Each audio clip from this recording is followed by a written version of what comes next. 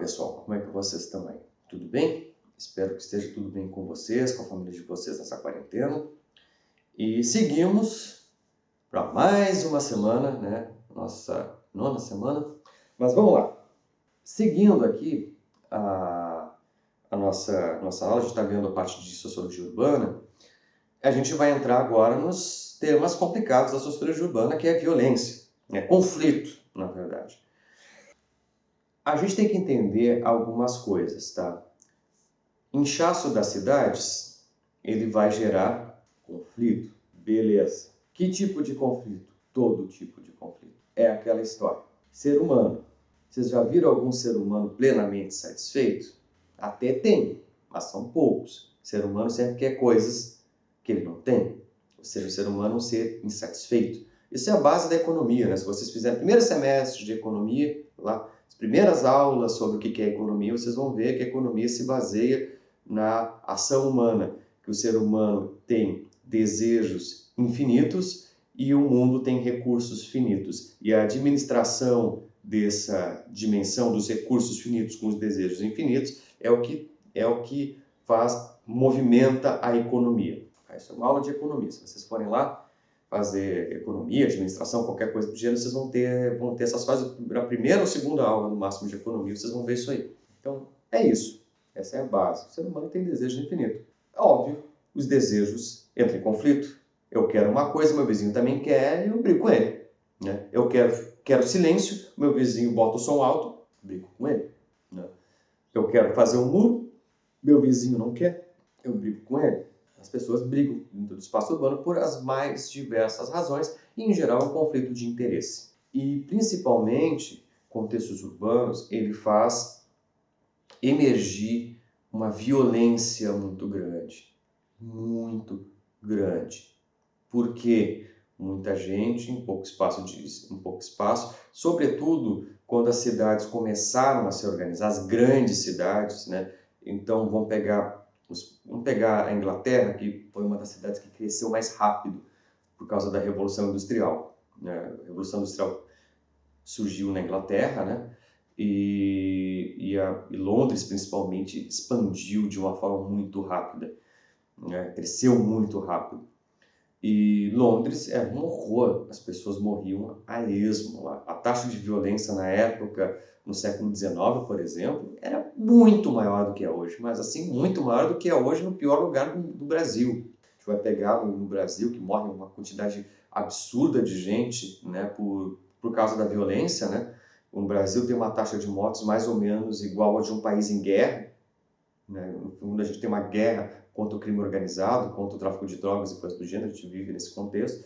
E mesmo assim, o Brasil morre muita menos gente naquela época. O que acontece? Aí a gente tem que entrar num outro problema relacionado à violência, que é o problema discursivo. Não é só discursivo, é a quem esta violência afeta. E esse é o grande ponto. Na Inglaterra, e aí eu sugiro novamente que vocês, eu já sugeri aqui, mas que vocês vejam aquele filme chamado Gangues de Nova York, que isso fica bem evidente. Quem sofre com a violência é o pobre. Esse é o que sofre com a violência. O rico, naquele contexto, no século XIX, início do século XX, ele está isolado. Porque aí começamos a entender umas primeiras dinâmicas da urbanização, que é a distribuição geográfica das cidades a partir de concentração de renda. O que isso significa? Classes sociais moram em locais distintos. E as classes sociais têm a ver com a renda da pessoa, quanto ela ganha, o quanto de patrimônio ela tem. Quanto mais patrimônio ela tem, né, por exemplo, uma pessoa que é rica, né, que tem muito dinheiro, muito recurso, ela vive num bairro condizente com isso, ela vai viver num bairro muito rico. A pessoa, quando é classe média, ela vive num lugar classe média. Por quê? O preço dos imóveis está diretamente relacionado ao poder aquisitivo das pessoas. Um local onde vive pessoas com mais renda, em geral, tem um terreno e os imóveis mais caros. Por isso que não tem como uma pessoa de baixa renda viver ali. porque os imóveis são muito caros, porque isso é uma política imobiliária. E a política, veja, política imobiliária. O que sustenta que o preço de uma região vale tanto é o fato das pessoas pagarem tanto para morar lá. Não existe por trás disso uma lógica, não. Então, se tu botar numa favela um terreno a 200 mil reais, ninguém vai comprar aquele terreno, porque o poder aquisitivo numa favela é muito mais baixo. E uma pessoa que tem 200 mil reais para comprar um terreno, não vai comprar um terreno no meio de uma favela. Então tem uma lógica por trás disso. E essa lógica tem a ver com o poder aquisitivo das pessoas, tem a ver com o desejo das pessoas, ou seja, dado o poder aquisitivo, aonde aquela pessoa com poder aquisitivo X ou Y deseja morar. E isso começa de cima para baixo. E onde ela deseja morar é onde vai custar aquele valor. Então, isso começa de cima para baixo. Então, aonde os ricos, os mais ricos desejam morar, é a zona mais valorizada da cidade. Em geral, na beirada dessa zona mais valorizada, vive classe média, e classe média, aí vai indo média baixa, e aonde ninguém quer morar, né? As regiões que sofrem algum problema, que são muito distantes, as regiões que são, digamos, dentro do espaço urbano, que são as regiões mais inacessíveis ou que tem algum outro tipo de problema, são as regiões onde as pessoas de menor renda moram. Quem, de fato, tem pouca capacidade de escolha dentro do espaço urbano, em geral são as pessoas de baixa renda. Os ricos e classe média, eles escolhem ainda onde vão morar. Eles têm esse poder de compra, eles podem escolher. Os pobres, em geral, é onde dá. Né? É assim que funciona a distribuição do espaço urbano. E isso gera conflito, por óbvio. Né? Isso não é assim, não começou a ser agora. Isso é assim desde que o processo de urbanização se iniciou, né? Que se iniciou a formação e organização das grandes cidades, essa lógica opera. Então, nas grandes cidades, voltando a Nova York, a Londres, né, isto acontecia. Morria pessoas o tempo inteiro nesses lugares. Só que as pessoas que morriam eram pobres.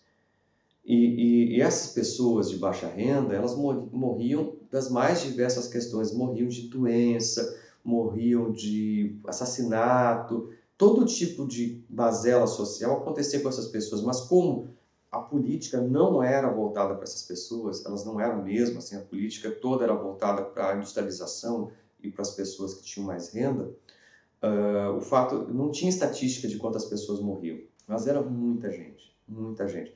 Algumas igrejas e coisas do gênero acabavam tendo essas estatísticas, porque a igreja, via de regra, tradicionalmente se preocupa, né, com as pessoas, né, e fazia alguns registros, mas do Estado, muito pouco registro existia sobre as pessoas que morriam. E morriam muita gente, muito mais do que hoje. O mundo era muito, muito mais violento do que ele é hoje. Qual que é o problema de hoje? Porque aí a gente tem que entender de onde é que vem a nossa violência. A primeira, ela existe, eu não tô negando a violência, tá? Pelo amor de Deus, isso aí seria um absurdo. Ela existe e ela é muito preocupante, a gente era para viver num mundo muito mais seguro. Né? E o Brasil, principalmente, é muito inseguro, tem muita violência.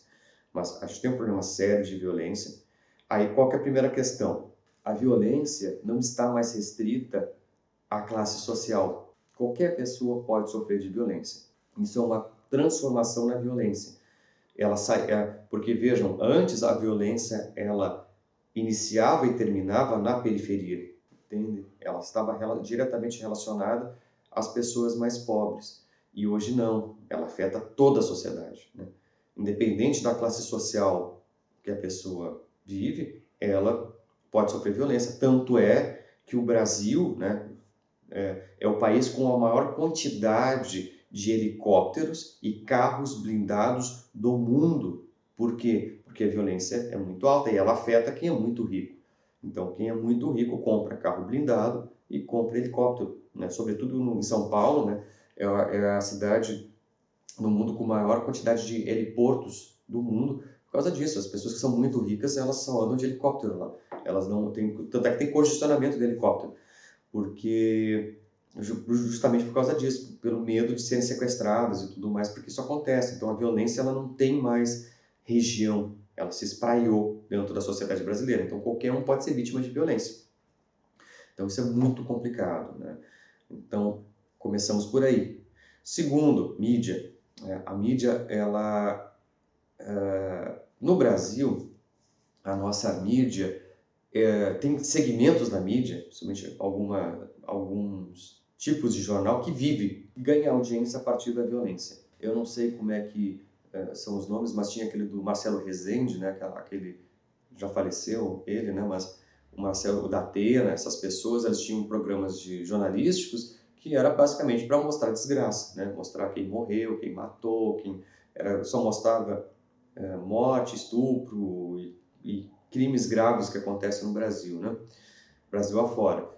E este tipo de jornal, ele mostra o que há de pior na sociedade, faz sensacionalismo em cima disso. Então, mesmo que sobretudo aqueles crimes mais hediondos, eles sejam muito menos recorrentes do que a gente imagina, quando tu fica mostrando isso todo dia, né, parece que a nossa sociedade está no caos, né? E não necessariamente está naquele nível. Ela não está boa, mas ela não está tão ruim quanto eles estão mostrando ali. Mas como os programas de televisão, alguns vivem do sensacionalismo em torno da violência, e isso é lícito no Brasil, né? Ninguém acha estranho, né? E não tem nada que proíba que isso aconteça. Essas pessoas têm esse tipo de postura, né? Tem esse tipo de discurso, e isso começa a impregnar a cabeça das pessoas. Então, isso cria uma sensação de medo, de violência, né? Nas pessoas maior que tem. Esses dois fatores, né, de uma mídia que se alimenta da violência, em certo sentido é isso. De uma geral, toda a nossa mídia se alimenta de violência. Eles adoram quando acontece uma desgraça para ficar noticiando dias e dias aquela desgraça, e isso dá audiência, as pessoas ficam olhando a televisão, né, compram jornais. Violência é lucrativo, tá, para boa parte da mídia. E a violência é lucrativa para boa parte da mídia, e a gente tem uma violência relativamente alta. Então, a gente soma esses dois fatores, a gente gera uma sensação de medo muito grande. Só que, vejam, medo, vamos retroceder um pouquinho, medo é um sentimento primário, tá? A gente tem vários sentimentos primários. Esses sentimentos primários, que são bastante fortes, eles estão ligados à parte da base do nosso crânio, tá? Bem de trás, assim, numa região, que são responsáveis por esses sentimentos, essas emoções relacionadas à sobrevivência. E medo é uma emoção importante associada à sobrevivência, né? Se a gente tem medo de fazer algumas coisas, a gente não faz, a gente dura mais, né? Se a gente não tivesse medo nenhum, a gente ia sair se matando por aí, né? Algumas pessoas são inconsequentes, né? Que são sem medo. Ser sem medo é ser relativamente inconsequente, né? Mas essas sensações de medo, né, elas são emoções muito fortes, e é muito fácil uma pessoa ser manipulada a partir disso. Então, se eu gero uma sensação de medo na população, eu crio um inimigo, né, seja ele qual for, através da mídia, né, eu crio determinados contextos e fico bombardeando as pessoas com aquela informação de forma a gerar uma sensação de medo muito grande, eu consigo manipular as pessoas a agir da forma que eu quero. Então, é muito complicado a forma com que a mídia acaba se relacionando com isso. A gente tem sempre que ficar muito cauteloso, né? Então, hoje, mais do que nunca, principalmente com acesso às informações, né? Acesso a computadores, à internet e tudo mais, é muito importante que a gente não só se informe, mas que a gente aprenda a saber aonde se informar. Quando a gente vai ver alguma matéria, a gente tem que entender sempre essa lógica. Mídia é uma empresa, tá, gente? Ela é uma empresa, como qualquer outra. É uma empresa. A empresa precisa ganhar dinheiro. E o que faz com que a mídia ganhe dinheiro? Público. Quanto mais público ela tem, tá, mais caro é a propaganda naquela mídia. Mais dinheiro ela ganha. Mídia ganha com propaganda, né? Ela não ganha com audiência. A audiência é o que sustenta, no fundo, aquela mídia. Então, a audiência que ela tem, né, faz com que a propaganda naquele canal seja mais cara e, consecutivamente, ela ganhe mais dinheiro. É assim que funciona, essa é a lógica de funcionamento. Então, a mídia ganha com audiência, né? Quanto maior a audiência, mais ela vai ganhar dinheiro em propaganda. Então, para que ela tenha muita audiência, ela faz o que for preciso. E o que for preciso envolve, às vezes, gerar medo. Então, quando a gente... algumas coisas que ela gera medo têm fundamento, tem, outras não têm. A gente tem que avaliar isso. E como é que a gente avalia? Se informando, vendo fontes confiáveis, escutando pessoas que saibam do que estão falando. Então, por exemplo, aí vocês têm, como eu estou falando, tem o YouTube, tem uma quantidade gigantesca de pessoas que são especialistas em assuntos diversos, falando, fazendo palestras e tudo mais no YouTube, falando sobre determinados assuntos. E essas pessoas sabem do que estão falando. Então, por exemplo, hoje, uma das figuras, digamos, pública que melhor sabe, entende sobre a questão do Covid é o Átila Yamarino. O Átila é biólogo, ele é doutor em biologia, o doutorado dele foi especificamente sobre pandemias, sobre epidemias e tudo mais. Ele sabe do que está falando, ele entende de como é que é o vírus, como é que ele funciona, sistema de mutação, ele entende. Ele não é médico, ele não entende dos tratamentos e outras coisas. Isso aí ele não é do domínio, mas embora ele tenha noções, porque ele é biólogo. Mas o chão dele é justamente o que a gente está vivenciando. Então ele sabe do que está falando. Então escutar essas figuras, ele sempre vai estar 100% certo? Não. Mas ele vai estar muito mais certo, digamos, a perspectiva dele, a forma de pensar dele, vai estar muito mais certa, muito mais aferida do que muita coisa que sai na mídia. Por quê? Porque ele é um especialista, ele sabe do que está falando. A mídia é um jornalista, ele não é biólogo, ele não sabe do que está falando. Ele vai tentar coletar informações para constituir, né, a notícia, mas ele não sabe exatamente do que está falando. Então, a gente olha a mídia, desconfia, olha especialista e bate, ó, a mídia falou isso, o especialista falou isso. Com quem que eu fico? Vou ficar com especialista. E especialista, gente, não é youtuber, tá? Não caio na desgraça de... Assim, ó, diploma não garante conhecimento, mas ela é um grande indicativo. Vejam, uma pessoa que faz doutorado numa área, ela estuda aquele assunto específico, se ela fez graduação, mestrado, doutorado na sequência, ela estuda aquele assunto há no mínimo 10 anos, no mínimo.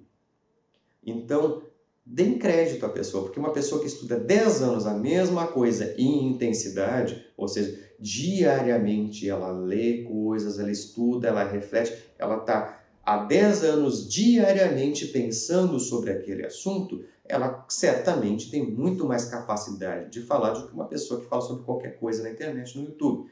Então, não se baseie em youtubers. Por mais que o youtuber tenha boas intenções, ele é um youtuber. Se ele não é um cientista, se ele não é um estudioso daquela área, ele está falando uma informação de segunda mão. Vão em quem falou informação de primeira mão. Busquem aqueles que estão falando sobre aquele assunto, né? Sobre o que estudaram aquele assunto e estão falando as coisas. Procurem sempre as fontes primárias, não fiquem quem está reconstituindo aquela informação. Isso envolve, eventualmente, ler artigo científico, é este nível de informação, envolve. Mesmo que a gente não entenda, se a gente lê uma matéria sobre um assunto científico e lê o artigo depois, a gente vai conseguir entender alguma coisa ali, vai conseguir aprofundar um pouco mais e ter uma noção maior sobre aquele assunto. Mesmo que seja um artigo de medicina, biologia, a gente vai entender, vocês vão ter condições de melhorar. Só que daí tem que saber um pouquinho de inglês também, galera. Isso aí é importante para a nossa existência no mundo virtual.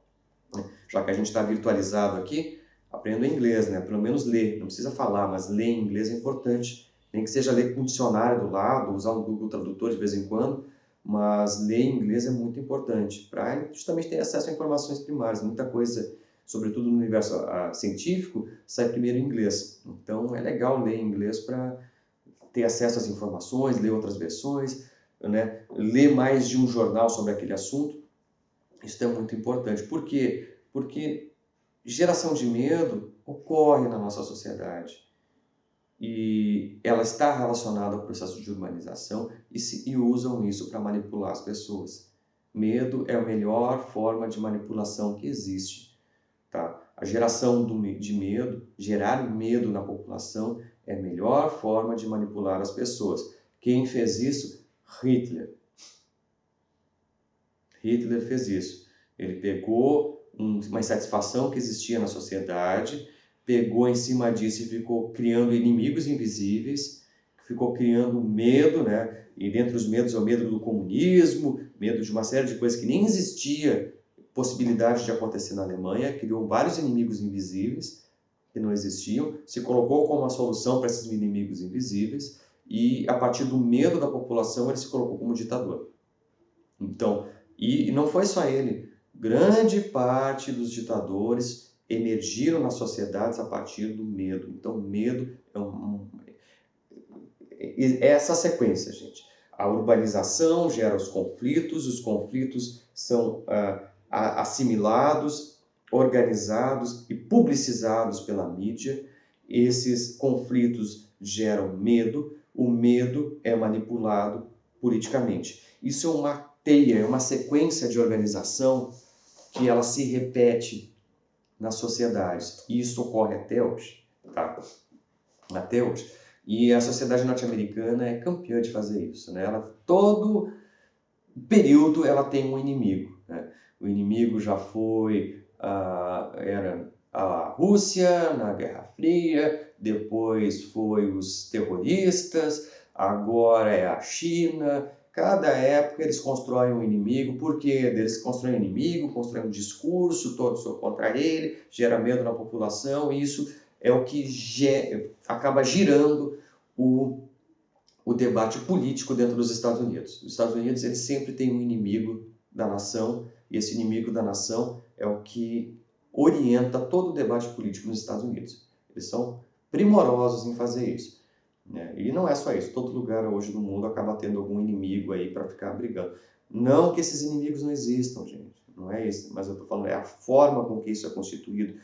E pior, óbvio que o mundo tem problemas, tem gente, enfim, né? Mas entendam que por mais que um inimigo exista, por mais que um problema, que nem a violência exista, ele sempre pode ser organizado e manipulado com finalidade política. Ou seja, eu sou um político, tá? Eu sei da violência que tem no Brasil. Eu não quero resolver o problema da violência no Brasil. Eu só quero usar aquela violência, aquele problema, para me eleger. Entendem a diferença?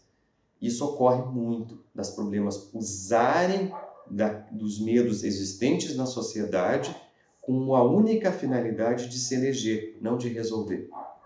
Então, esta manipulação que é complicada, isso existe, pessoal.